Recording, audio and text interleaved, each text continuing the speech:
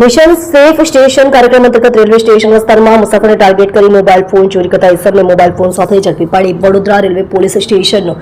એક અનડિટેક્ટ ગુનો ડિટેક્ટ કરી કુલ રૂપિયા 10,000નો મુદ્દામાલ રિકવર કરતી લોકલ ક્રાઇમ બ્રાન્ચ પશ્ચિમ રેલવે વડોદરા ઇન્ચાર્જ અધિક પોલીસ મહાનિદેશક શ્રી પરીક્ષિત રાઠોડ સાહેબ રેલવેઝ ગુજરાત રાજ્ય અમદાવાદ તથા પોલીસ અધિક્ષક શ્રી અભય સોની સાહેબ વડોદરા નાઓ દ્વારા વડોદરા યુનિટમાં નોંધાયેલ વંશોધાયેલ ગુનાઓ શોધી કાઢવા માટે તેમજ ચોરીના ગુનાઓ બનતા અટકાવવા તથા નાસ્તાવત આરોપીઓને શોધી કાઢવા તેમજ મિશન સેફ સ્ટેશન કાર્યક્રમ અંતર્ગત કામગીરી કરવા ખાસ સૂચનાઓ આપવામાં આવેલ છે. આધારે police inspector Shri T V Patel સાહેબ, police sub inspector Shri M N. Parmar ji LCB Vadodara નાઓની સૂચના એલસીબી વડોદરા નાઓના સુપરવિઝન હેઠળ બનતા ગુનાઓ અટકાવવા અને અનડિટેક્ટ ગુનાઓ ડિટેક્ટ કરવા અંગે કાર્યવાહી હાથ ધરેલ છે. અનુસંધાને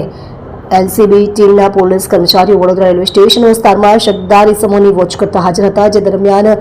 એલસીબી સ્ટાફના એએસઆઈ ફિરોઝ ખાન, નસીબ ખાન નાઓની સજાગતાથી શકદાર ઇસમ નામે